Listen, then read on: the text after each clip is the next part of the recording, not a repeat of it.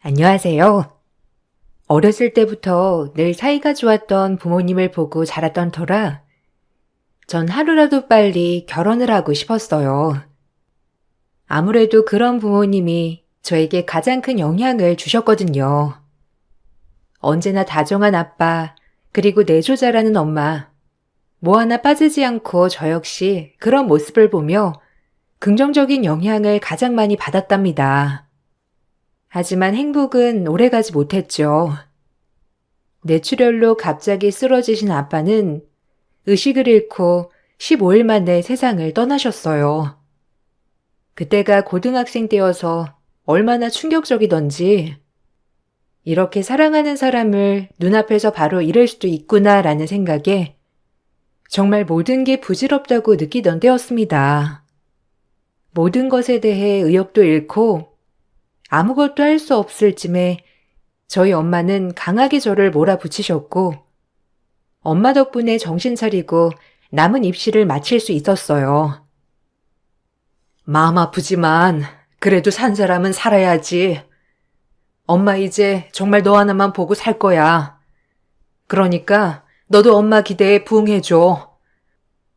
아직도 안 믿겨. 아빠가 없다는 게. 엄만 괜찮아? 난 뭘 하던 아빠 생각에 뭐 하나도 제대로 할 수 없는데 어쩜 그래?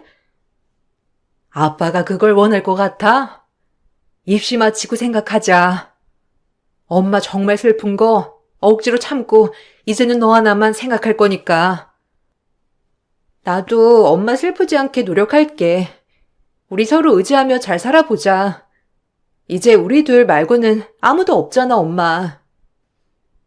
다행히 아빠가 살아생전 남겨둔 유산과 보험금 덕분에 저희 모녀는 어렵지 않게 살아갈 수 있었고요. 그렇게 엄마와 의기투합하며 서로 다독이고 살아갔어요.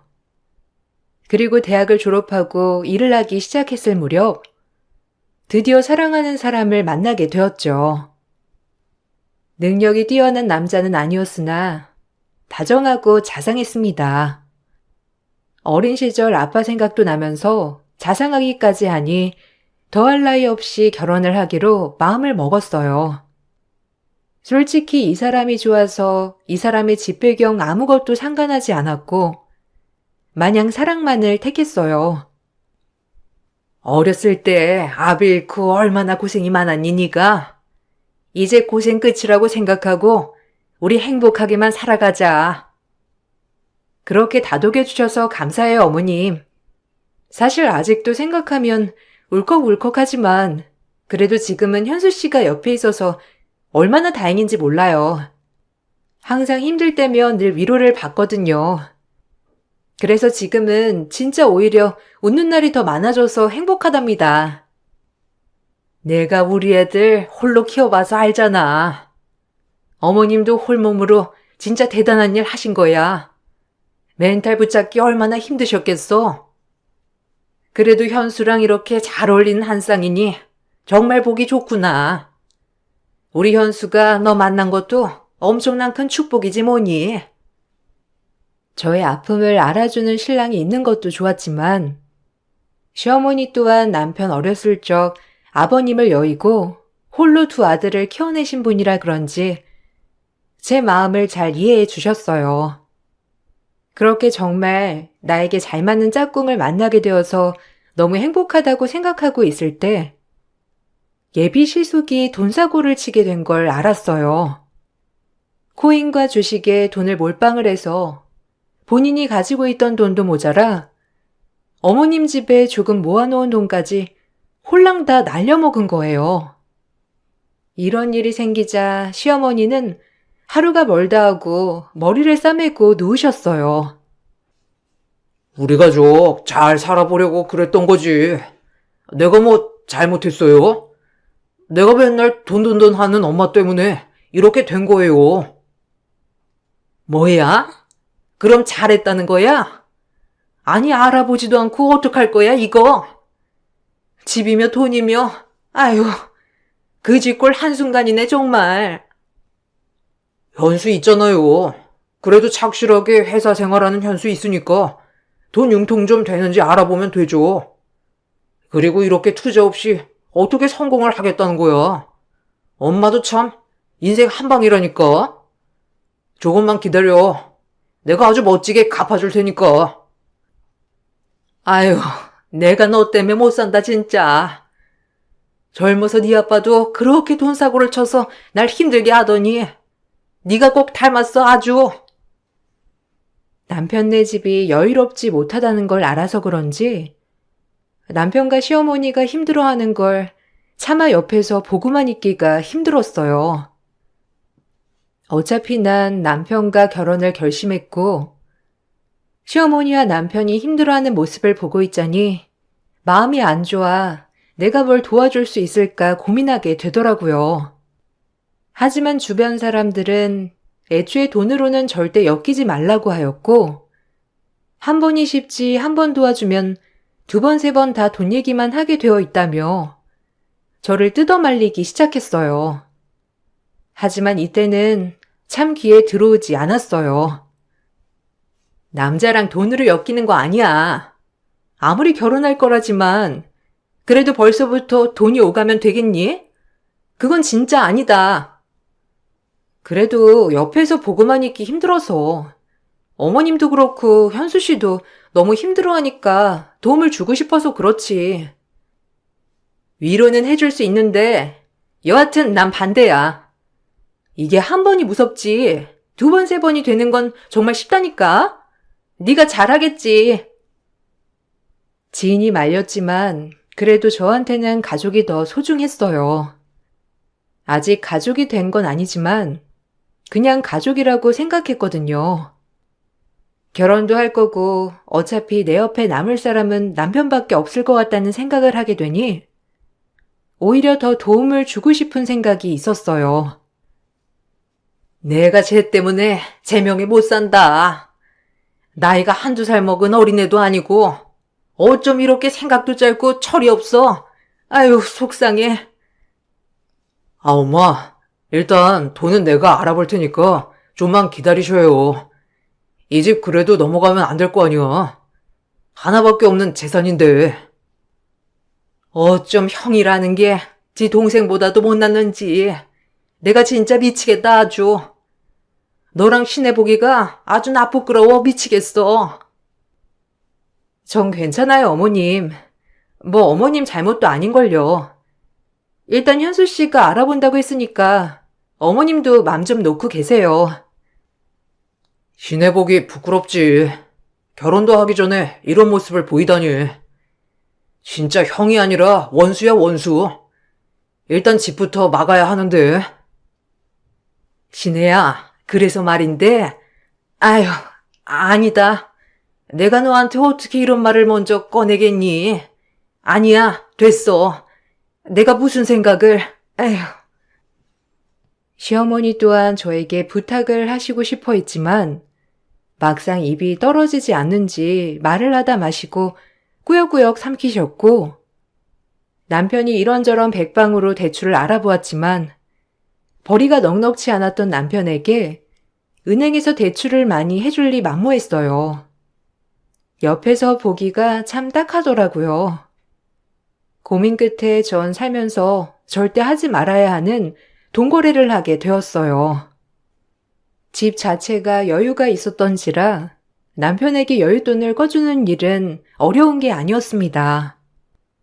하지만 주변 사람들이 왜 이렇게 돈거래를 하면 안 된다고 저를 뜯어 말렸는지 그 후에 알게 되었고 한번 이렇게 돈거래를 남편과 하게 되니 저에게 돈에 대해 요구하는 것이 쉬워지더라고요. 그래도 남편에게 언제쯤 돌려받을 수 있는지에 대한 차용증과 각서를 다 쓰며 돈을 꺼주었습니다. 이 정도는 해야 할 것 같아서 말이죠. 정 힘들면 내가 돈 좀 꺼줄까? 계속 아르바이트랑 일했던 돈도 있고 그리고 적금도 이번에 만기라서 어떻게 해볼만 할 것 같은데 당장 급한 건 막아야 할 거 아니야. 우리 곧 결혼도 하는데 이런 모습 보고 있는 게 불편해서 그래. 어머님도 그렇고. 정말? 아, 나야 고맙지. 아마 엄마도 엄청 기뻐하실 거야. 지금 엄마가 거의 밥도 못 드시고 울기만 하시거든. 사실 엄마가 너한테 부탁 한번 해보라고 말씀하셨는데 그게 참 입이 안 떨어져서. 근데 네가 이렇게 먼저 생각해주니까 이제서야 가족이란 생각이 들고 안심도 되고 너무 고맙다 정말. 내가 미래 와이프와는 진짜 잘 얻었지 뭐야. 사랑해 신혜야. 그러니까 나도 어머님이랑 자기 보고 있기 너무 안타까워서 그래. 이 돈이면 조금은 숨 좀 트이는 거지? 그래도 다행이다. 정말 고마워. 네가 힘이 되네. 엄마가 한 말이 맞았어. 내가 여자 보는 눈은 있다니까. 엄마가 꼭 널 꼭 잡으라고 한 이유를 알겠다. 진짜 여자 하나 잘 만났어. 고마워 정말. 너 아니었으면 이번 일 잘 헤쳐나가지 못했을 거야 정말로. 제가 돈을 꺼주자 남편은 정말 고맙다고 하였고, 이 돈을 받은 시어머니 또한 너무 고맙다며 한 번 더 저에게 고마움을 표했죠. 시어머니가 절 꼭 붙잡으라고 했다는 말을 했지만 처음엔 이 말 뜻이 뭔지 잘 알지 못했어요. 그냥 어머니 입장에서 제가 너무 마음에 드셔서 하신 말씀이겠거니 싶었어요. 그리고 그것이 진실이고 내가 사랑받는 며느리가 되었구나 싶었어요. 그때부터였을까요? 고마운 게 당연한 게 되었고 당연한 모든 것들이 저를 불편하게 했어요. 시어머니 또한 처음엔 그렇게 고마워하시다가 이제는 대놓고 저에게 친정집 아파트 평수부터 시작해서 아빠 사망보험금 그리고 유산까지 대놓고 물어보시기 시작하더라고요. 아무리 결혼을 약속한 사이지만 제 돈이 아닌 저희 친정에 대해 관심을 가지니 너무 불편했어요. 예, 오늘 저녁에 올 때 오리로스 해먹게 오리고기 좀 사와라. 너 돈 있지? 내가 돈이 어디 있겠니? 우리 잘난 예비 며느리께서 한턱 쏘는 거지. 이렇게 쏠 때가 좋은 거란다. 부추랑 양파도 사와. 부추 겉절이에서 올려 먹으면 되니까. 그래, 그게 좋겠다. 엄마, 과일 뭐 먹고 싶은 거 있어? 그것도 이왕이면 같이 사올게요. 엄마 과일 좋아하잖아. 시어머니는 뭐든 돈이 들어가는 문제는 작은 돈일지라도 저에게 늘 사다 달라 얘기를 하셨고, 외식을 하러 갈 때도 늘 제 지갑에서 돈을 내는 것은 당연했어요. 이런 문제가 반복되다 보니 점점 이상하다는 생각이 들었고요. 왜 항상 자꾸 나는 베풀기만 하는 것 같지? 아, 이러지 말자. 그냥 어머님은 아무 뜻 없으실 거야.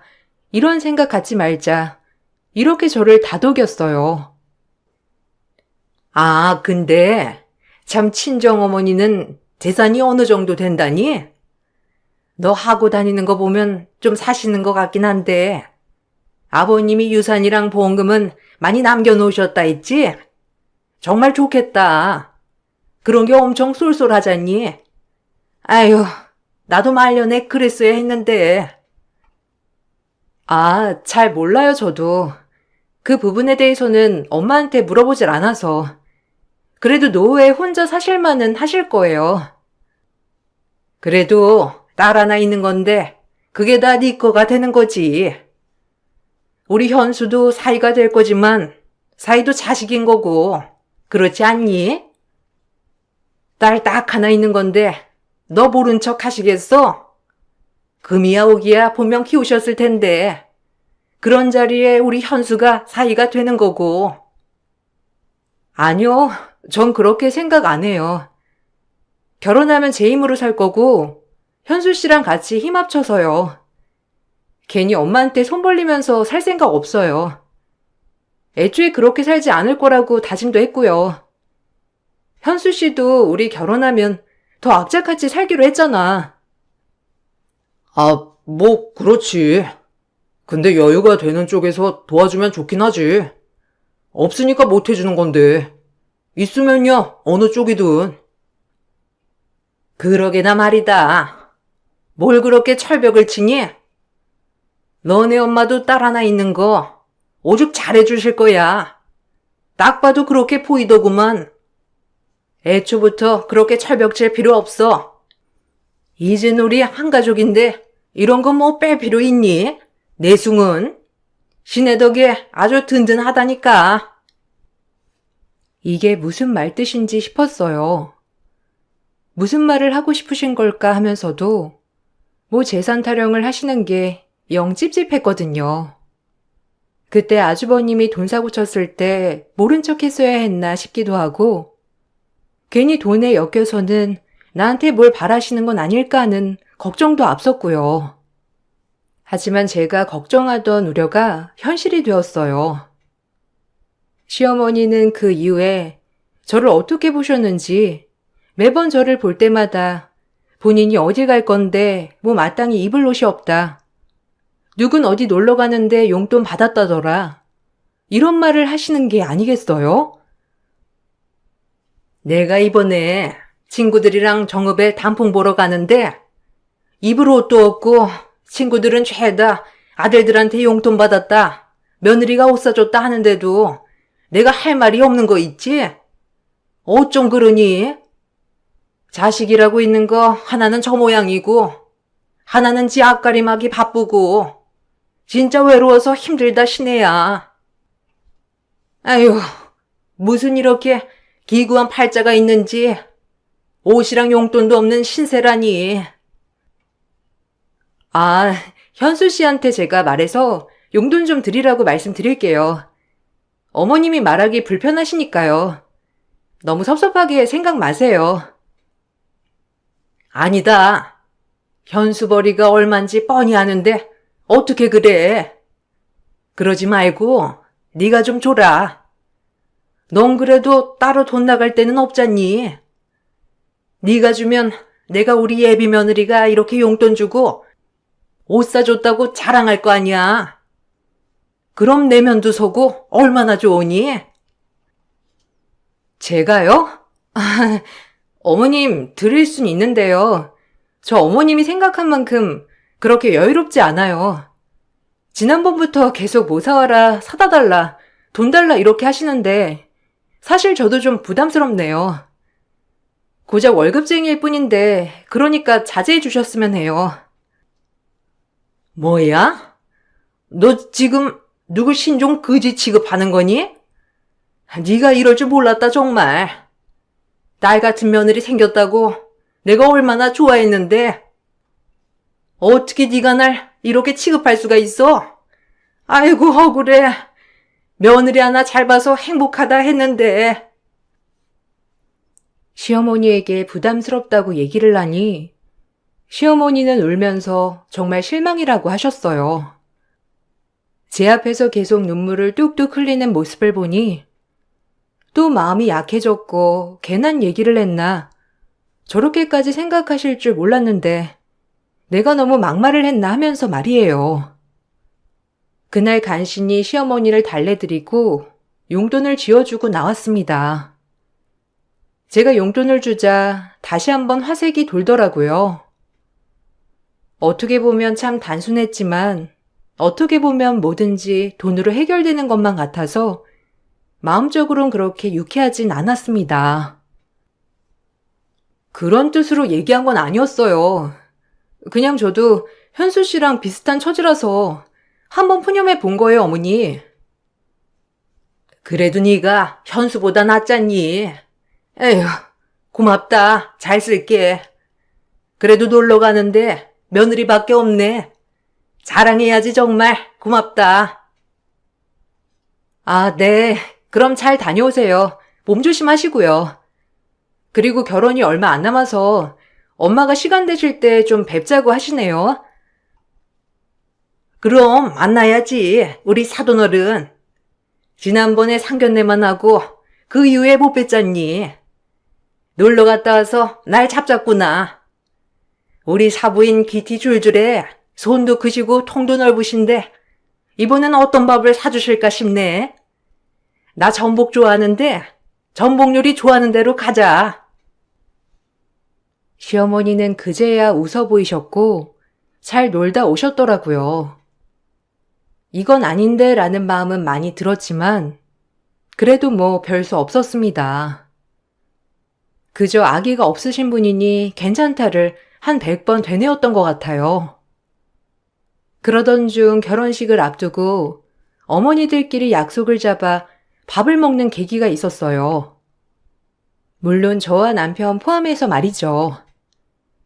저희 엄마는 제 남편을 정말 아들로 생각하고 너무 좋아하였기 때문에 이 결혼을 적극 찬성을 하셨어요.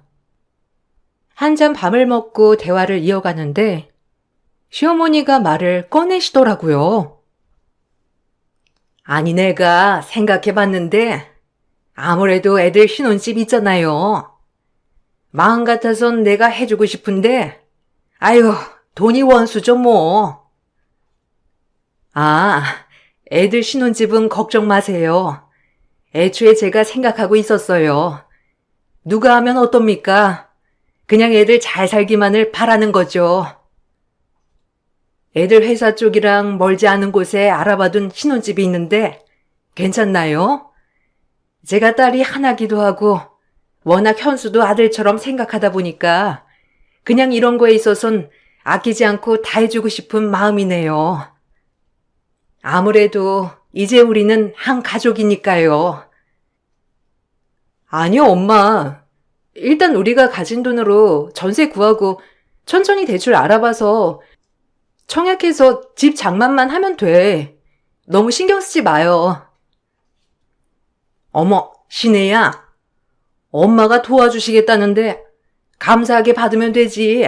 뭘 그렇게 아니라고 철벽을 쳐? 하여간 우리 신혜 보면 가끔 답답한 구석이 있다니까. 너 말고 현수도 생각해야지. 첫 시작부터 이렇게 집이 있기 시작하면 얼마나 좋아? 와, 장모님, 너무 감사합니다, 진짜. 역시 제가 복은 있나 봐요. 좋은 장모님의 좋은 예비 와이프까지. 감사해요, 정말로. 아니야. 우리 신혜한테만 잘해줘, 아무쪼록. 난 우리 신혜가 잘 사는 거 그거 하나면 되거든. 내가 무슨 바람이 있겠어. 그건 걱정 마세요. 뭐 아무래도 현수도 이제 사부인 아들이니까 아들처럼 생각해 주시면 뭐 이것저것 도와주시면 아유, 주체. 제가 별의별 말을 다 하죠. 일단 우리 애들 나눠 가진 기념으로 한잔 해보자고요. 우리의 앞날을 위하여. 죄송하게도 친정 엄마는 저희에게 신혼집까지 해주시려고 하더라고요. 남편과 저희들 힘으로 해결하기로 이미 그전부터 약속했기 때문에 됐다고 한사코 고사했지만 시어머니는 왜 거절하냐며 너무 좋아하셨죠. 엄마도 마찬가지로 하나밖에 없는 딸에게 뭐든 다 해주고 싶어 하셨어요. 마음은 불편했지만 저 역시 엄마의 마음을 받아들이고 감사히 받기로 결정하였습니다. 그리고 저희는 드디어 고대하던 결혼식이 다가오고 있었고 남편이 저에게 돈을 갚기로 한 날짜 또한 다가오고 있었습니다. 시숙이 사고치고 저한테 꺼간 돈을 결혼식 전까지 갚기로 했었거든요. 하지만 어머니도 그렇고 남편도 그렇고 대수롭지 않게 여겼어요. 결혼하고 혼수도 장만해야 하고 이것저것 들어갈 돈이 많았기 때문에 남편의 안일한 행동이 실망스럽더라고요. 자기 이번 주에 돈 주기로 한 거 잊지 않았지? 신혼여행 가서 쓸 것도 한전해야 하고 집에 못 들여놓은 가구도 들여놓아야 하고. 아, 그거? 내가 좀 나중에 주면 안 될까? 어차피 우리 부부인데 뭐. 네 돈이 내 돈이지. 내가 설마 떼먹겠냐? 아무리 부부가 될 거지만 그래도 돈 거래는 확실히 해야 하지 않을까? 자기 믿고 꺼준 만큼 기일 내 갚았으면 좋겠어. 에이, 너무 빡빡하게 굴지 마라. 어차피 이제 부부인데 우리 곧 부부야, 시네요. 설마 돈 떼먹는다고 의심하는 거 아니지? 뭐? 너무 쉽게 얘기하는 거 아니야? 돈을 못 받아서가 아니라 이런 건 신뢰의 문제라고 얘기했잖아. 당신 진짜 실망스럽다. 남편은 대수롭지 않게 여겼고 이 얘기를 엿들은 시어머니 또한 저에게 한 말씀 하셨죠. 본인들이 좋다고 꺼할 땐 언제고 이제 와서 돈 갚을 날짜가 되니까 저를 오히려 정없는 여자 취급하며 빡빡하게 군다는 식으로 얘기를 하자 어이도 없고 심란했어요. 그리고 진지하게 결혼도 고민하게 되었죠. 하지만 결혼이 얼마 남지 않은 시점에서 갑작스레 파혼을 하기에 용기가 나지 않았어요. 머리론 이게 아닌 것 같다는 생각이 드는데 참 실행으로 옮기는 게 왜 이리 어려운지 이런저런 걱정이 먼저 앞서더라고요. 얘 시내야, 부부끼리 뭘 그러니? 네 돈 내 돈이 어디 있어? 뻔히 너희 집 사는 사정도 다 아는데 너무 그렇게 돈돈하지 마라, 정없게. 우린 이제 한 가족이나 다름없어. 내가 너한테 성금면 좋으니? 다 좋은 게 좋은 거라고 웃으며 넘어가자. 어머님, 그래도 이건 아니죠. 부부끼리 작은 신뢰 문제 하나도 지켜야 한다고 생각해요, 저는. 현수 씨랑 어머님이 오히려 이렇게 나오니 좀 당황스럽네요. 한 번도 그렇게 생각해 본 적 없는데 이제는 제가 돈으로 보이는 것 같아 속상하기도 하고요. 뭐야? 넌 가끔가다 아줌마를 섭섭하게 하는 경향이 있어. 그래, 까놓고 말하면 너랑 현수 잘 어울리고 잘 맞기도 하고 좀 기대면 안 되니? 너도 우리 현수 걱정돼서 돈 꺼주고 한 거 아니야. 그러니까 이제 좀 가족끼리 의지 좀 하자. 너무 당당하신 거 아니에요? 이건 아니라고 보는데. 이런 거 하나에 신뢰가 깨지는 거 모르시냐고요, 어머님. 얘는? 그러니까 누가 안 갖는 데냐고. 준다니까. 근데 기한을 조금 넘겨준다는 건데 그걸 가지고 네가 왈가왈부하면 어떡해. 너무 당당하게 얘기하는 바람에 정말 할 말이 없었어요. 의지를 한다니. 주변 사람들 말이 모두 맞았어요. 가까울수록 돈거래를 하면 안 된다는 말이 뼈저리게 느껴졌죠. 남편과 시어머니에게 실망을 했지만 결혼식까지 코앞에 온 마당에 부부끼리 이런 허물 정도는 덮어주고 살자는 생각까지 하게 되었답니다. 그리고 엄마가 얻어주신 집에 미리 제 신혼짐을 차곡차곡 보냈어요. 결혼 후 바로 들어와 살 거였기 때문이죠. 결혼식을 일주일 앞두고 모든 짐을 다 붙였는데 회사로 제 짐이 고스란히 돌아왔습니다. 자기야, 자기도 짐 붙였지? 아니, 나 집에다가 짐 보냈는데 회사로 지금 짐이 다 돌아왔거든? 이게 어떻게 된 거지? 아, 그거 말하려고 했는데 우리 엄마도 종종 들릴 거고 또 자고 가실 거잖아. 그래서 막상 집에 가서 보니까 집이 좀 작더라고. 우리 엄마가 이 좁쌀만한 게 집이니.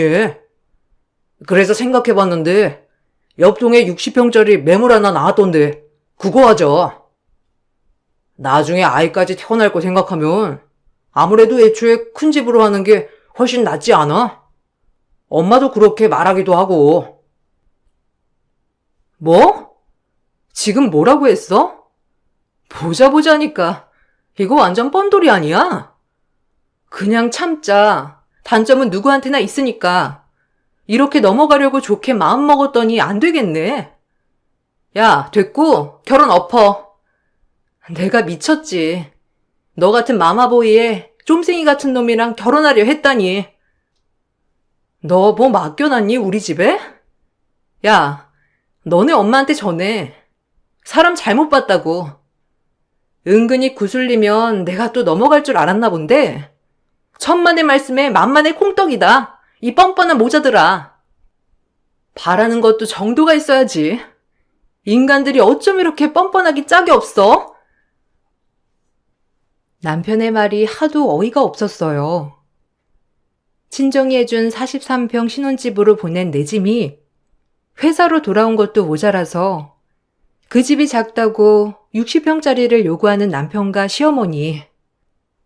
내 눈엔 이제 저에게 장가를 와서 한탕 장사하려고 하는 것밖엔 안 보였거든요. 아무래도 외동딸에 엄마 재산이 좀 있으니 이 모든 것들이 자기네 거라고 생각했던 것 같았습니다. 전 너무 열받아서 이대로 있기엔 좀이 쑤셔 견딜 수가 없었어요. 그때 마침 좋은 아이디어가 떠올랐고 뻔뻔 모자에게 제대로 한 방 날려주었습니다. 그리고 아예 남편과 갈라설 생각을 하게 되었죠. 용기가 안 났던 것이 이제는 정말 아니라고 신호를 주는 것만 같았거든요. 뭐? 결혼을 파투 내자는 거야? 야, 우리 결혼식 이제 일주일밖에 안 남았어. 그리고 장모님 같은 경우에 60평 정도 해주실 수 있잖아. 딸이 너 하나고 내가 아들 노릇 할 건데 이게 그렇게 어려운 거냐? 나도 이런 말 하는 게 쉬운 게 아니야. 그러니까 네가 진작 좀 눈치 있게 해줬으면 좋았잖아. 그리고 우리가 어떻게 헤어져? 이미 많은 게 엮여 있는데 그런 얼토당토 않는 말 하지 마. 웃기지 마. 아무리 돈이 많아도 너희 같은 신종 거지들한테는 절대 이렇게 쉽게 못 주지. 나중엔 아예 우리 엄마 집까지 빼달라고 하겠다. 내가 진작 알아봤어야 했는데 이제서야 각성이 확 된다. 야, 고맙다. 진짜 이제라도 알게 해줘서. 나 너랑 결혼 안 해. 너같이 빈대 같은 놈이랑 내가 평생 살 생각을 했다니 머리가 헷가닥해도 한참 헷가닥한 거지. 파혼이야.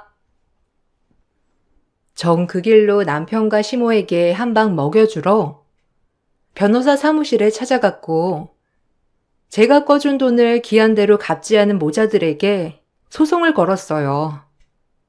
남편의 월급을 차압시킨 것이죠. 그리고 결혼식은 하지 않더라도 결혼식을 준비해왔던 가정에서 들어왔던 돈에 대한 부분에서도 손해배상 청구 소송을 걸었어요. 오직 남편과 시모 때문에 이 결혼은 파혼된 것이라는 증거를 가지고 시작을 하게 되었습니다. 참 소송이라는 게 오래도 걸리고 꽤나 지치는 과정이었지만 그래도 확실히 아니라는 생각이 들었기 때문에 꾸역꾸역 힘을 내어 진행하게 되었죠. 소송을 진행하면서 생각이 든 건데 정말 이 결혼 파혼하길 잘했다는 생각이 들었어요.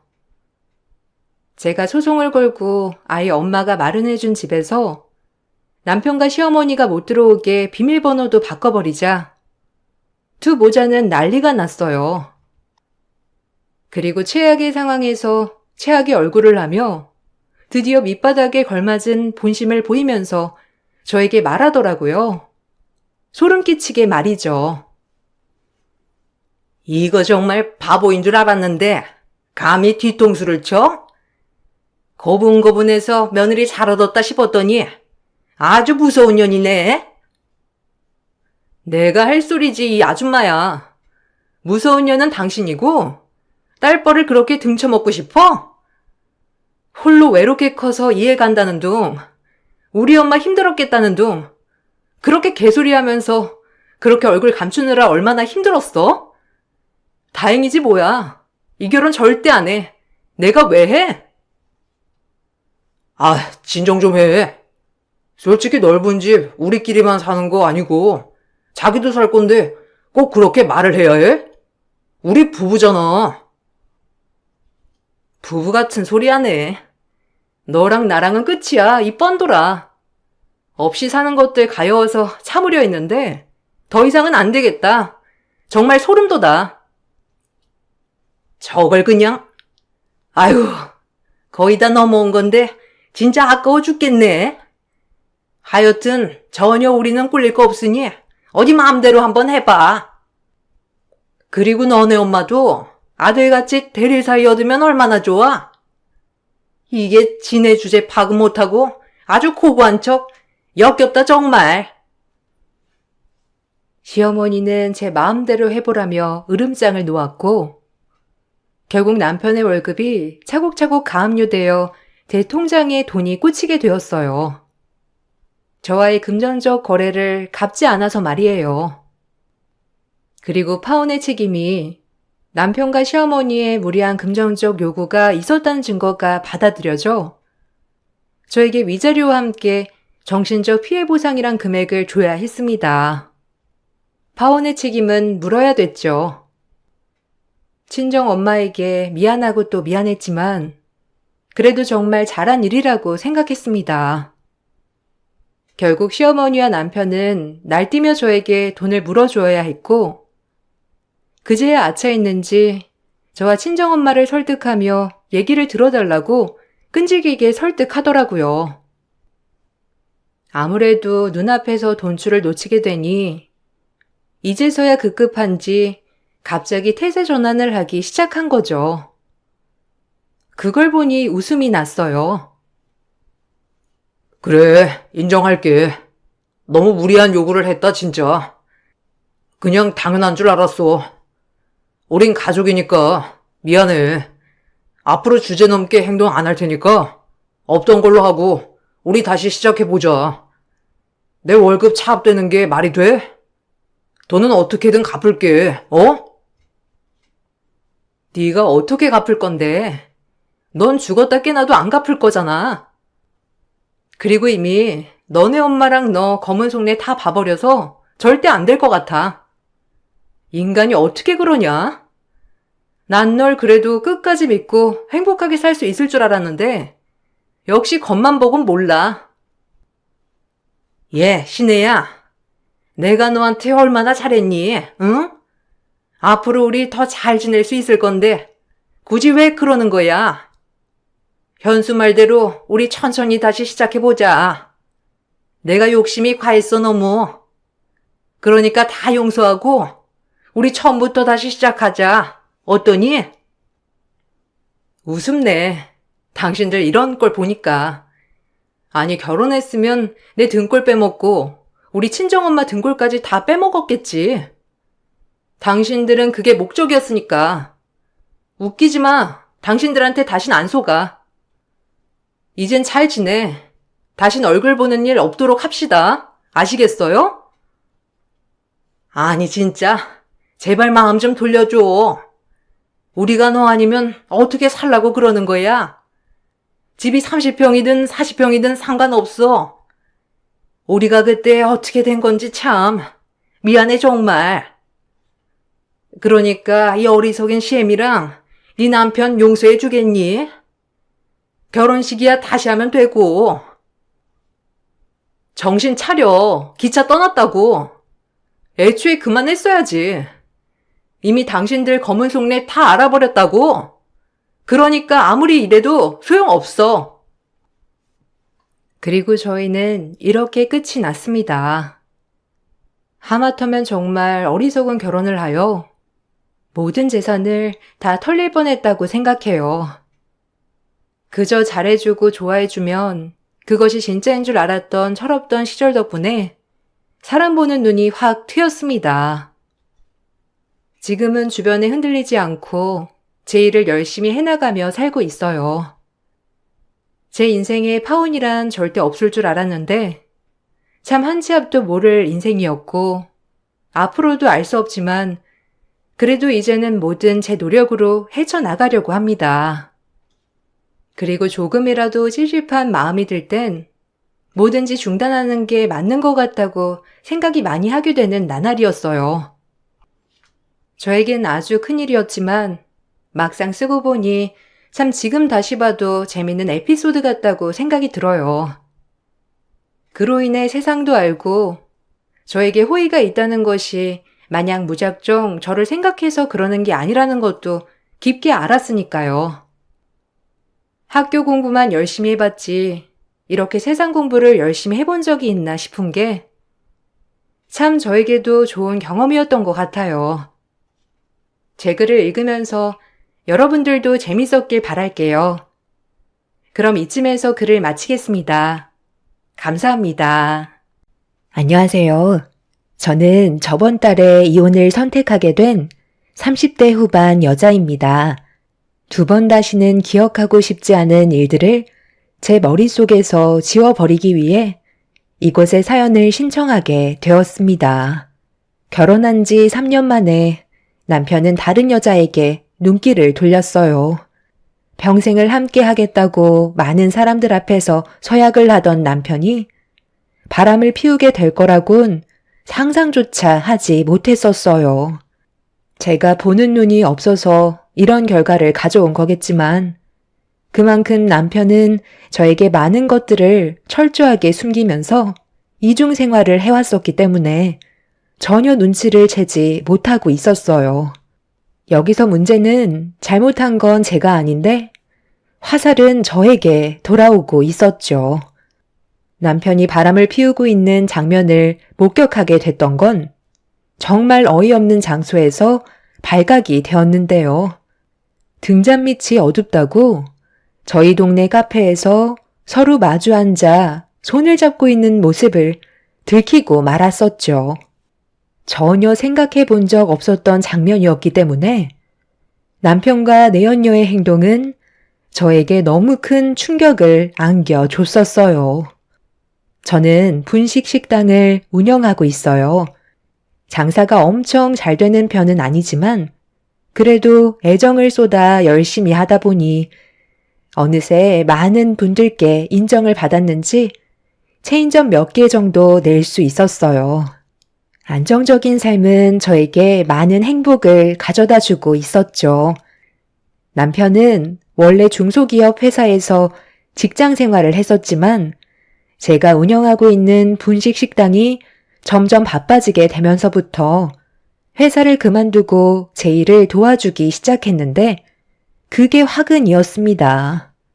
사람이 돈에 여유가 생기면 잡생각을 하게 되는 건지 남편은 다른 곳에 눈을 돌리고 있었습니다. 카페에 분식 배달을 가게 된 남편이 한참이 지나도 돌아오지 않고 있었지만 크게 신경 쓰지 않았었어요. 점심시간도 끝이 나서 약간 한가해진 시간이라 남편도 개인적인 볼일이 있는 것 같아 주문이 들어오기 전까지 전화하지 않고 기다리고 있었어요. 그런데 갑자기 회사에서 꽤 많은 양의 주문이 들어와 남편한테 전화를 했는데 받지 않아 일단 분식부터 준비를 하고 있었습니다. 계속해서 반복적으로 전화를 걸어봤지만 제 전화는 전혀 신경 쓰고 있지 않았는지 아예 받을 생각을 하지 않고 있었어요. 저 혼자만 발등에 불이 떨어진 상황이었죠. 결국 배달 대행의 도움으로 준비한 음식을 보내줄 수 있었지만 저는 남편의 무책임한 행동에 화가 머리끝까지 올라와 버린 상태였어요. 남편이 자주는 아니더라도 가끔 돌발 행동을 해서 몇 번이나 저를 난감하게 만들었던 적이 있어서 불만을 털어놓았었고 서로 목소리를 높였던 적이 있었어요. 부부싸움이 좋지 않다는 걸 알고 있던 저는 최대한 많이 참고 있었죠. 남편은 볼 일이 있을 때는 꼭 전화나 문자를 남겨주겠다고 하더니 아예 연락조차 되지 않는 돌발 행동은 저에게 실망을 안겨주고 말았었죠. 남편이 회사를 그만둘 때 저는 그냥 계속 다니길 원했었어요. 사람 일 한 치 앞도 모르는데 제가 운영하는 분식집이 언제 불경기를 맞이하게 될지도 모른다는 불안감이 항상 있어서 그냥 다니는 게 좋을 것 같다고 했지만 남편은 저를 꼭 도와주고 싶다며 함께 하길 원하길래 남편이 도와준다면 여러 가지로 이득되는 부분들도 있을 것 같아 허락을 하게 되었었죠. 그런데 그건 저에게 엄청난 실수였고 남편은 저에게 많은 실망을 안겨주고 말았어요. 배달 담당인 남편이 연락이 되질 않으니 배달 대행 기사님들을 계속 불러야만 했고, 제가 얼굴에 근심이 한가득이자 저와 어느 정도 친분이 있으셨던 배달 기사분께서 저에게 무슨 일이 있냐고 물어보시는 질문에 남편이 연락이 안 된다고 고민을 털어놓은 순간 충격적인 말을 듣고 말았네요. 제가 준비한 음식을 배달해주기 위해 저희 분식집으로 오고 있던 도중에 한 카페에서 저희 배달 오토바이를 봤었다는 말을 들을 수 있었습니다. 너무 놀라 저는 마지막 주문을 끝으로 분식집 문을 닫고 기사님이 알려주신 카페로 급하게 걸음을 옮기게 되었고, 몇 시간 동안 연락이 안 되었던 남편 오토바이가 정말로 카페에 주차되어 있더라고요. 천천히 카페 안을 살펴보는 순간 충격적인 장면을 목격하고 말았던 거죠. 저희 단골 손님이었던 카페 주인이 남편과 서로 마주 앉아 즐겁게 대화를 나누면서 서로 진한 접촉을 하고 있던 장면이 눈에 들어오는데 온몸이 떨릴 정도로 분노가 치밀어 올랐어요. 무슨 일이 생긴 건 아닌지 걱정하며 발만 구르고 있었던 제가 정말 한심해 보이던 순간이었고, 떨리는 손으로 모든 남편과 내연녀의 행동들을 핸드폰에 저장하고 있는데 몰래 숨어서 그 모습을 촬영하고 있는 모습이 카페 유리창에 반사되어 제 자신의 모습과 마주치자 너무 불쌍해 보여 결국 눈물이 쏟아지고 말았어요. 결국 카페 문을 활짝 열어 젖힌 뒤 남편과 내연녀가 서로 마주보며 웃고 있는 자리로 달려가 난리를 치게 되었고, 모든 사실이 들통난 남편은 저에게 해명을 하기 시작했어요. 여보, 당신이 여긴 어쩐 일이야? 분식집은 어떻게 하고 왜 여길 온 거야? 지금 뭔가 오해가 있는 것 같은데, 지금 머릿속으로 상상하고 있는 것들 그런 거 아니니까 너무 흥분하지 말고 내 말 좀 들어봐. 당신도 잘 알고 있는 사이잖아. 우리 단골 손님이고 커피 한잔하고 가라고 하길래 잠깐 대화 좀 나눴던 것 뿐이야. 그래, 배달 주문이 밀려서 나는 발만 구르며 목이 빠져라 기다리고 있었는데 당신은 한가하게 여기에서 커피나 마시고 수다 떨며 서로 주물럭거리고 있었어? 지금 이런 상황에서 나한테 거짓말까지 하는 거야? 요즘 들어 배달 나가면 잘 들어오지 않아 계속 신경이 쓰였는데 결국 이런 거였네? 저기 뭔가 오해를 하신 것 같으신데요. 저희 정말 아무 사이도 아니에요. 서로가 남의 가정이 있는데 뭐하러 가정을 무너뜨리는 행동을 하겠어요? 서로가 워낙 친하다 보니까 터치 정도는 할 수 있는 거죠. 그것 가지고 너무 심각하게 생각하신다. 흥분 좀 가라앉히시고 여기 좀 앉아보세요. 커피 한 잔 같이 해요. 내가 지금 한가롭게 커피나 마실 기분일 것 같아? 너희 둘, 내가 핸드폰에 증거물 다 남겨놨거든? 아무리 서로 친하다고 해도 사진 속에 있는 장면들은 누가 봐도 바람이라고. 너희들 내가 절대 용서하지 않을 거고 눈물로 애연을 해도 받은 만큼 돌려줄 테니까 각오하는 게 좋을 거야. 남편은 사태가 심각해졌다는 걸 뒤늦게서야 인지했는지 저에게 미안하다며 용서를 구하기 시작했어요. 시댁 집안 식구들에게 걸리는 걸 원하지 않고 있었죠. 하지만 저는 이미 남편한테 받았던 상처가 너무나도 컸었고 더 이상 한 이불을 덮고 함께 생활하기에는 제가 자신이 없어 이혼을 선택할 수밖에 없었어요. 남편이 바람을 피웠다는 사실을 시댁 식구들 앞에서 털어놓자 다들 경악을 했고 시모는 남편의 가슴을 밀치면서 어떻게 그럴 수 있냐고 분노하셨어요. 세상에, 둘째 며느리가 우리 집안에 어떻게 했는데 네가 지금 다른 여자한테 눈길이나 돌릴 상황이야? 당장 무릎 꿇고 손이 발이 되도록 빌지 못해? 아이, 바람 아니라니까요. 그냥 서로 인사나 주고받다가 가까워져서 대화 좀 몇 번 나눈 것밖에 없어요. 그런 걸로 바람이면 이 세상 사람 전부 다 바람 피우는 거게요. 너 이놈의 자식, 너 아직도 정신 못 차린 거야? 며느리가 건네준 이 사진들은 뭔데? 이게 결혼한 사람으로서 상식적으로 가능한 일인 거냐고. 정말 네가 뭘 잘못했는지 몰라? 저는 떳떳하다니까요. 절대 이 사람이랑 이혼할 생각 없고 지금 이대로 살면 되는 거예요. 당신도 너무 예민하게 행동하지 마. 동네 창피하게 이게 뭐야? 나한테 미안한 건 모르고 동네 사람들한테 창피한 건 알아? 당신이 이혼 안 하겠다고 하면 내가 못할 것 같아? 그동안 이런 식으로 나 몰래 만나고 있었어? 이제야 당신 행동들이 이해가 되기 시작하네.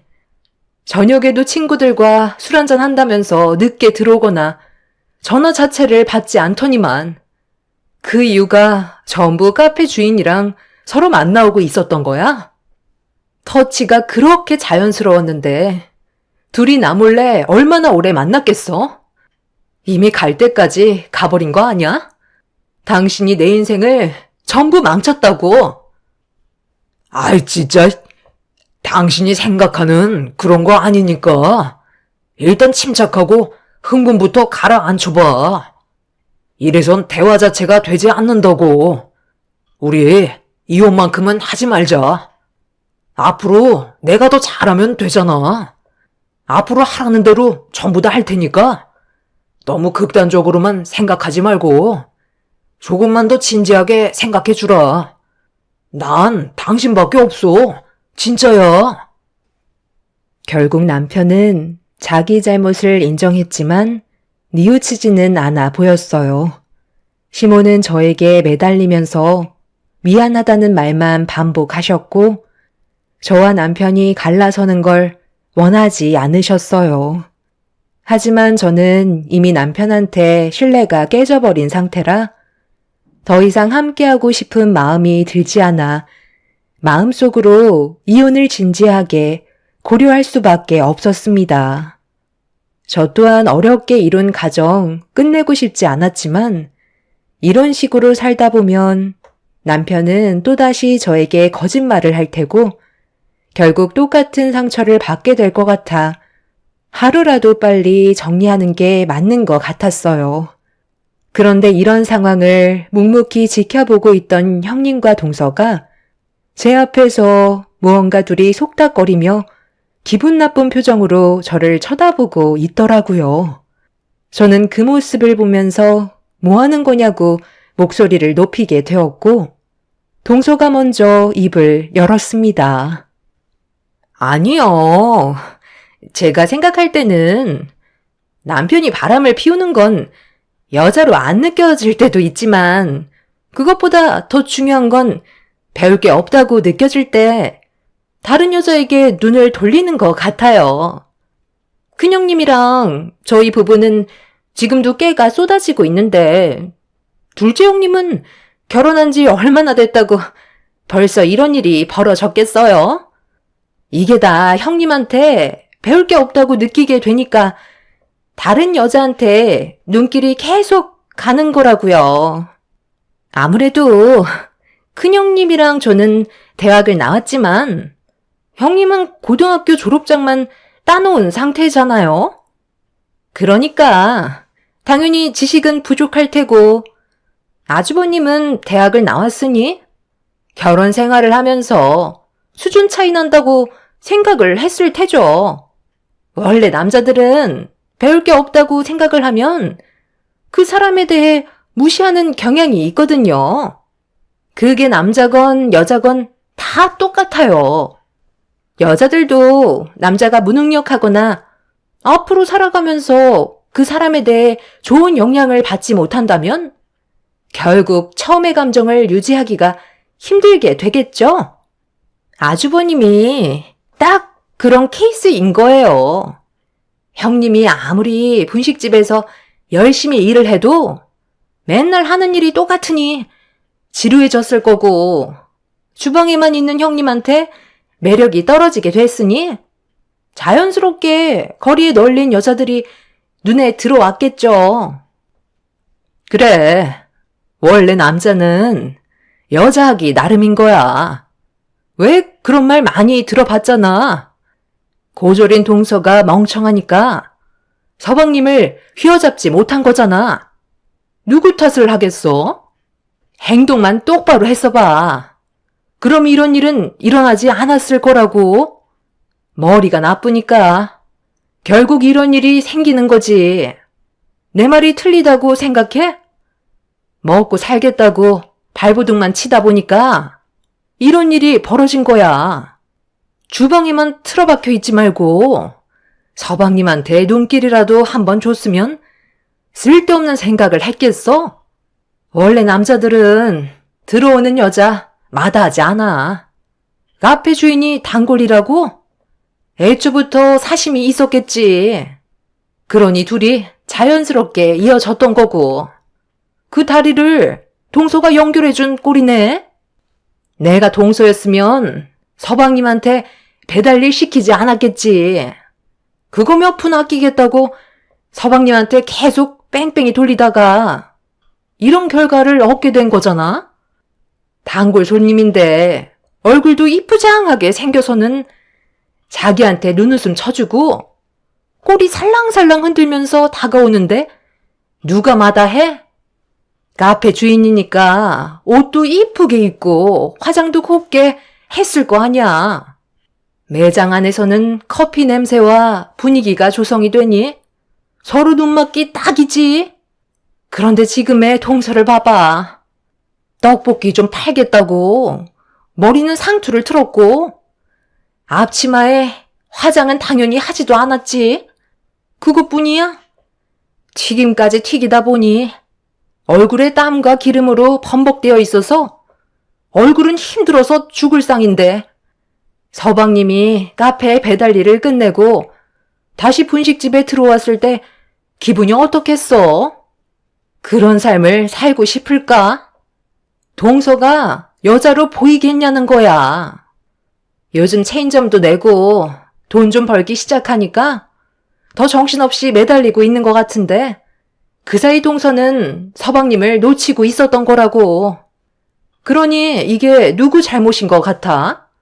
나랑 막내 동서가 봤을 때 서방님이 헛바람 든 건 전부 다 동서 때문이라는 거야.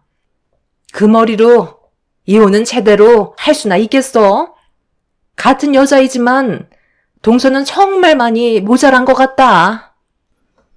윗동서와 아랫동서는 저에게 엄청난 충격을 안겨주었고 그 말을 묵묵히 듣고 있던 남편이 윗동서의 말이 끝남과 동시에 자기가 바람을 피우게 된 건 전부 다 제 탓이라면서 흥분해선 절대 이혼은 할 수 없다고 모든 잘못을 저에게 돌리고 있었습니다. 그 모습을 바라보고 있던 저는 할 말을 잃었고 제 편을 들어줄 거라 생각했던 시모조차 아무 말도 하지 않고 다른 곳만 바라보고 계셨네요. 너무 어이가 없어서 그 사람들을 바라만 보고 있었는데 시모가 저에게 한 번만 그냥 넘어가자면서 처음에는 남편이 무조건 잘못했다는 말을 했었는데 두 동서의 말을 가만히 듣고 있던 시모는 저에게도 어느 정도 잘못은 있는 것 같다며 최대한 좋게 해결하길 원하고 있었습니다. 저를 바라보고 있는 시모의 눈빛에서는 이미 두 동서의 입놀림에 넘어가 버린 상태였어요. 어머님, 이게 지금 제 잘못이라는 거예요? 다들 정말 너무하시네요. 저는 그런 모습 안 보여주고 싶겠어요? 저도 여자예요. 꾸미고 싶고 남들처럼 이쁜 옷도 입으면서 살고 싶지 않겠어요? 그런데 제가 왜 이렇게까지 하는지 다들 정말 모르시는 거예요? 지금 집안의 가장이 누구예요? 이 사람이에요? 제가 일을 쉬면 이 사람도 똑같이 일을 쉬게 되는 건데 제가 어떻게 놀 수 있겠어요? 그리고 저는 한 번도 제 일에 대해 나쁘다고 생각해 본 적 없었어요. 자부심을 가지고 모든 열정을 쏟아 부었다고요. 그런데 형님이 왜 저를 그런 식으로 판단하세요? 동서도 마찬가지야. 그동안 나를 어떻게 보고 있었길래 나를 왜 함부로 판단하는 거지? 어머님도 이러시는 거 아니죠? 이 사람이 바람 피우는 게 전부 제 탓인 것 같아요? 방금 형님이랑 동서가 뱉은 한마디에 넘어가셔서는 저한테도 탓이 있다는 것처럼 눈빛을 보내셨잖아요. 원인 제공을 누가 했는데요? 어머님, 작년부터 건강이 안 좋아지셔서 저희 집에서 지내고 계셨잖아요? 그때부터 저한테 항상 하는 말이 뭐였어요? 제가 열심히만 하면 이 사람도 자극받아서 최선을 다해 일을 도와줄 거라고 하지 않았나요? 그래서 회사 멀쩡히 다니고 있는 거 그만두게 만들었고 결국 저와 같이 일을 하게 된 거잖아요. 어머님 말 믿고 이 사람이랑 같이 일을 하게 된 건데 이게 왜 제 탓이죠? 그 말만 안 하셨어도 이런 결과는 오지 않았겠죠. 이 모든 것들이 저에게만 원인이 있다고 생각하지 마세요. 그리고 제가 고졸이라도 해선 안 될 행동이 무엇인지 기본적인 것들은 알고 있다고요. 그런데 이 사람은 대학까지 나왔고 가정을 이뤘으면서 해선 안 될 행동이 뭔지도 모른다는 건 저보다 더 떨어지는 거 아니에요? 꼭 대학을 나온다고 해서 제대로 된 인생을 살 수 있다고 누가 그랬나요? 솔직히 대학 나온 동서랑 형님은 지금 뭐 하는데요? 둘 다 육아한다고 집안에만 틀어박혀서 나오지도 않고 집안의 가장들이 벌어다 주는 돈으로 사치 부리면서 살고 있잖아요? 그럴 거면 대학은 왜 나온 거죠? 아무리 생각을 해봐도 이해가 되지 않아서요. 둘 다 잘난 거 하나 없으면서 지금 누구한테 막말을 하시는지 이해할 수가 없네요. 세 집안 중에서 고졸인 제가 돈을 제일 많이 벌고 있잖아요. 그래서 어머님 건강이 안 좋아지셨을 때 이런저런 핑계 다 대면서 저한테 떠넘기지 않았어요? 시댁 집안 식구들은 제가 뱉은 한마디에 아무 말도 하지 못했어요. 두 동서는 얼굴을 붉히며 기분 나쁘다는 표정으로 저를 바라보고 있었죠. 결혼을 하고 아이를 가지는 거에 대해 문제를 삼는 게 아니라 두 동서의 행동에 문제를 지적했던 거였어요. 육아를 하는 것도 아닌 맨날 동네 맘카페 회원들과 만나서 수다나 떨며 쇼핑이나 하고 아이는 유모차에 방치만 해두는데 어느 남편이 그 모습을 보고 좋아하겠어요. 대학 나온 이유가 아이는 방치하면서 맘카페 회원분들과 수다 떨려고 대학 나온 것도 아닐 텐데 벌어오는 돈으로 사치 부리며 사는 사람들이 저한테 고졸 나와서 무식하다는 말을 했다는 게 너무 황당하고 어이가 없었습니다. 결국 저는 그날 이후 저희와 연계되어 있는 변호사 사무실에 찾아가 남편과의 문제들에 대해 의논을 하게 되었고 변호사분들께서는 제가 가진 고민들을 침착하게 하나하나 풀어주셨어요. 제가 그때 찍었던 불륜 현장의 사진은 법적으로 큰 효력이 되었고 충분한 이혼 사유와 함께 상간 소송까지 진행할 수 있게 되었죠. 그렇게 모든 준비를 끝낸 서류를 들고 다시 집으로 들어와 남편한테 이혼 서류를 던져버렸어요. 이게 뭐야? 정말 이혼이라도 하자는 거야? 꼭 이렇게까지 해야 되겠어? 내가 두 번 다시 그러지 않겠다고 약속했잖아. 한 번만 넘어가면 안 돼? 나는 당신을 용서할 수가 없어. 지금까지 나를 속이고 계속 그 여자와 만남을 가지고 있었다는 자체가 너무 소름이 돋아. 그동안 이중 생활을 해오면서 나한테 사랑한다고 했던 말 전부 다 거짓이었잖아? 정말 사랑했다면 이런 식으로 행동하지 않았겠지. 당신한테 너무 큰 실망을 했기 때문에 더는 함께하고 싶지 않아. 이혼은 결국 서로에게 아픔만 주게 된다는 거 모르는 거 아니잖아. 이번만 조용히 눈 감아주면 앞으로 우리가 정말 잘할 테니까 기회를 줄 수 없겠니? 그렇게 할 수 없을 것 같아요. 이 사람이 저를 어떻게 생각하고 있었는지 충분히 알았기 때문에 더 이상의 관계를 유지할 수는 없을 것 같네요. 그리고 이 집 명의도 공동 명의인 거 알지? 내 돈이 절반 이상이 들어가 있으니까 최대한 빨리 정리하는 게 좋을 것 같아. 부동산에 집도 내놨어. 뭐라고? 아, 당신 제정신이야? 그럼 나랑 우리 엄마는 어디 가서 지내라는 거야? 이 집 꼭 건드려야 되겠어? 다른 방법도 있는데 이렇게까지 해야 돼? 잠깐만. 그럼 이 집 처분되면 어머님은 어디로 가시는 거예요? 요양원을 알아봐야 되는 거예요? 동서, 그냥 조용히 살면 안 되는 거야? 왜 이렇게까지 하는 건데? 그걸 왜 저한테 그러세요? 이 사람한테 탓을 돌려야죠. 막상 제가 이혼한다고 하니까 신경 쓸 게 많이 생겼나 봐요. 어머님이 형님 집으로 갈까봐 두려운 거예요? 어차피 저는 이제 이 집안 사람들도 아니니까 상관할 바는 아니지만 그래도 형님이 모시는 게 저는 맞는다고 생각하는데요. 맞아요. 원래 집안에 장남이 모셔야 되는 게 맞는 거잖아요. 저는 막내라 그런 거 잘 하지도 못할 뿐더러 세 식구들 중에 저희 집이 제일 작기 때문에 어머님 들어올 공간 자체가 없어요. 아이 하나 키우는 것도 얼마나 힘든데요. 저는 먼저 일어나 볼게요. 형님, 나중에 무슨 일 있으면 연락 주세요. 어머, 동서, 지금 어디 가는 거야? 아직 대화가 끝나지도 않았잖아.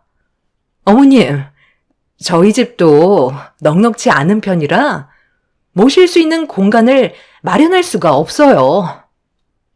그래서 지금 우리 어머니를 어떻게 하자는 건데? 요양원에 보내겠다는 거야? 지금까지 재수 씨 집에서 지냈었고 일이 이렇게 됐으니 우리 집에서 모시는 건 당연한 거라고. 지금 우리가 살고 있는 집 어떻게 마련한 거야? 엄마 건강이 안 좋아지면서 도움이 필요했을 때 재수 씨 집에 가기로 결정하게 되면서 살고 계신 집을 처분한 돈으로 마련한 거잖아. 원래는 재수 씨한테 일부 줘야 하는 게 맞는 건데도 우리가 좀 더 잘 살았으면 좋겠다고 배려해 줬던 거 기억 안 나? 어머, 벌써 지나간 일을 이 사람이 왜 지금 꺼내는 거야? 나는 하여튼 싫다고 했잖아. 어머님, 저는 절대 모시고 싶지 않으니까 그냥 요양원 들어가세요. 요즘 시설도 많이 좋아졌고 며느리 눈치 안 보면서 지낼 수 있잖아요. 그게 서로에게 속 편하다고요. 서방님이 처신만 잘했어도 이런 일은 생기지 않았을 거라고요. 이건 다 서방님 탓이에요. 제가 이혼 서류를 던짐과 동시에 집안 싸움이 시작됐고 갈 곳이 없어진 시모는 아무도 돌보지 않겠다고 난리를 치게 되면서 결국 윗동서와 아랫동서의 몸싸움으로까지 번지고 말았습니다. 그걸 말리려던 남자들까지 서로 감정이 격해지다가 걷잡을 수 없을 정도로 몸싸움이 시작되었죠. 그 와중에 시모는 요양원에는 들어가고 싶지 않으셨는지 형님과 동서집에 얹혀 살겠다며 불난집에 부채질을 하고 있었습니다. 한순간에 집안 전체가 무너져 내렸고 남편은 저에게 한 번만 용서해달라고 처음으로 무릎을 꿇으며 손이 발이 되도록 빌었어요. 지금의 사태를 진정시키기 위해서는 자기가 무릎 꿇는 방법이 최선이라고 생각한 것 같아 보였습니다. 하지만 저는 그런 남편 앞에서 미련 없이 뒤돌아섰고 자기의 잘못된 행동에 대해 땅을 치며 후회하고 있었네요. 그렇게 남편과 저는 오랜 결혼 생활을 유지하지 못한 채 이혼이라는 결과를 가져오고 말았어요. 이 사실을 알고 계신 부모님께서도 남편의 잘못된 행동에 대해 화가 많이 나셨지만 일부러 일을 크게 만들고 싶지 않아 저 혼자 모든 걸 처리한 다음에 부모님께 알려드렸었죠. 평생을 함께 할 줄 알았던 남편과의 인연을 끝낸다는 건 저에게 상당한 충격으로 다가왔었지만 지금은 어느 정도 현실을 받아들이며 살아가고 있는 중입니다. 윗동서와 아랫동서는 남편과 바람을 피웠던 카페 주인에게 찾아가 저 대신 머리채를 잡고 난리를 쳤다는 소식을 들었어요. 상간녀 소송으로 위자료를 받았을 때 내연녀의 뱃속에 남편의 아이가 생겼다는 걸 알 수 있었죠.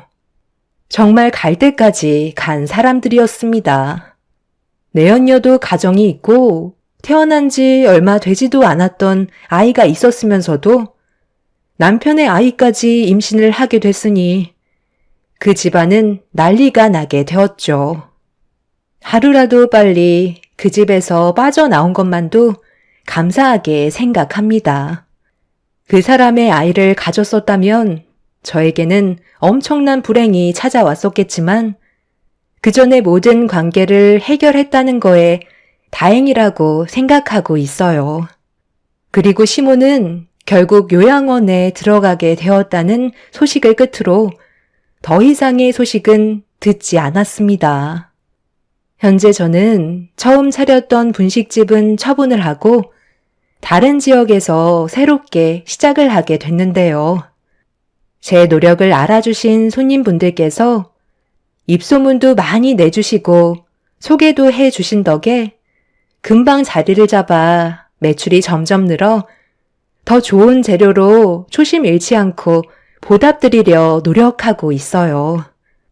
앞으로 이곳에서 좋은 일들만 가득했으면 좋겠습니다. 제 사연을 들어주신 많은 분들께서도 언제나 행복하시길 기원 드리겠습니다. 감사합니다.